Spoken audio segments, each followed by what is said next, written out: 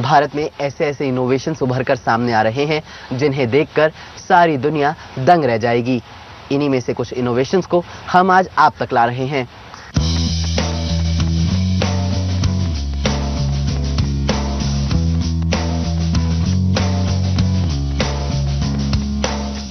यहाँ ड्रोन से power transmission line की जांच की जा रही है।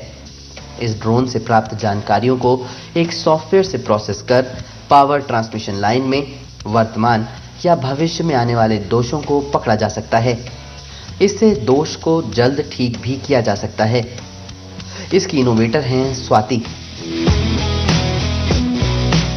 उसी तरह अवेक पॉल ने एक ऐसा इनोवेशन तैयार किया है जिससे भारत में दवाइयों का क्लिनिकल ट्रायल बहुत सरल हो जाएगा।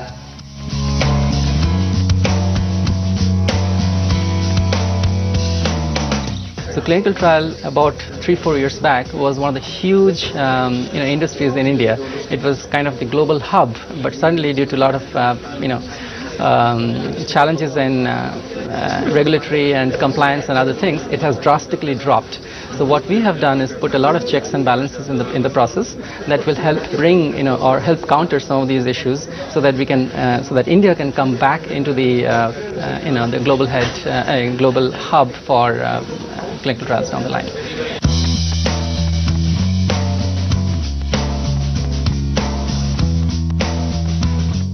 इसी तरह हृदय रोग का उपचार सस्ता करने की विधि निकाली गई है।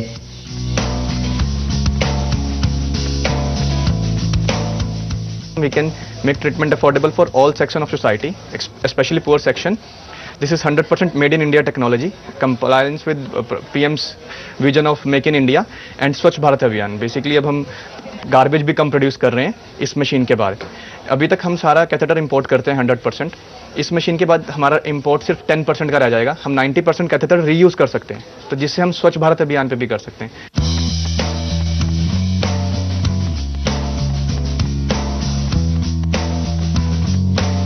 ऐसे ऐसे हर साल करीब 30 इनोवेटर्स को पूरे भारत से चुनकर पुरस्कृत किया जाता है और उनकी शोध को स्केल अप कर व्यावसायिक शक्ल दी जाती है भारत सरकार और उनके 6 अन्य पार्टनर्स के द्वारा।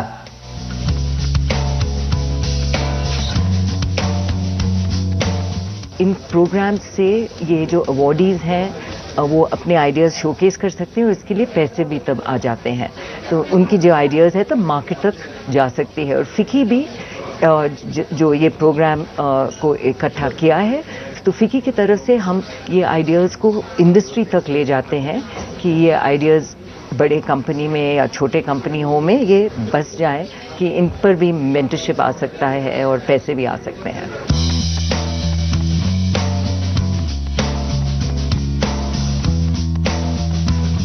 स्टार्टअप इंडिया और मेक इन इंडिया इसमें महत्वपूर्ण भूमिका निभाने जा रहे हैं। We created this program to create an ecosystem for innovation and entrepreneurship. And so over the past 10 years, we've grown this from 100 applicants the first year to well over 1,000 now. 7,000 in total, over 300 commercialization opportunities, and now $1 billion of economic value that's been created. So we see this program as really an exemplar of Make in India and Startup India, and we're looking forward to the next 10 years of growth beyond this time. इस award से एक तो मुझे आगे उसको scaling करने में बहुत हेल्प होगी, कमर्शलाइज ऑपरेशन कराने में, प्लस एक साथ में ग्रूमिंग भी होगी क्योंकि स्टैनफोर्ड, फिक्की, डीएसटी सब साथ में हैं। तो एक ओवरऑल मुझे काफ़ी उनसे हेल्प भी मिलेगी क्योंकि नॉलेज के टर्म्स में एज वेल एज स्केलेबिलिटी करने के टर्म्स में और बिजनेस को काफ़ी ग्रो करने में, और साथ में एक जो गवर्नमेंट और यूटिलिटीज़ के लिए मैं करना चाहती हूँ, तो मुझे एक उसमें थोड़ा सा हेल्प मिलेगी ब्रेक इन करने में और अपना सिस्टम समझाने में।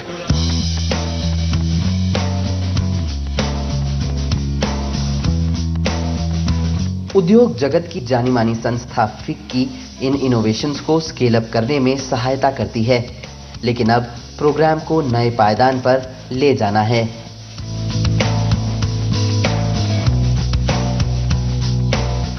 आने वाले टाइम में इस प्रोग्राम को हम विदेशों में ले जाने की कोशिश कर रहे हैं। जैसे आसियान कंट्रीज़ में हम स्टार्ट करेंगे।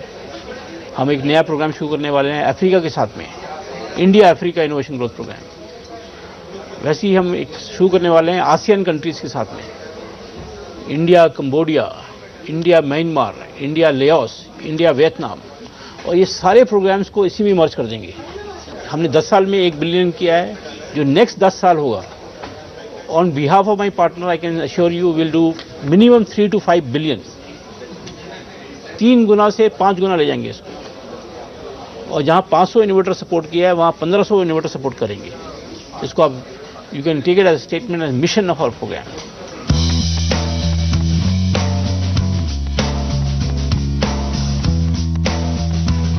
सचमुच इस प्रोग्राम से बाहर निकले कई ऐसे इनोवेशंस हैं जो पूरे मानव जगत के लिए बहुत लाभकारी हैं।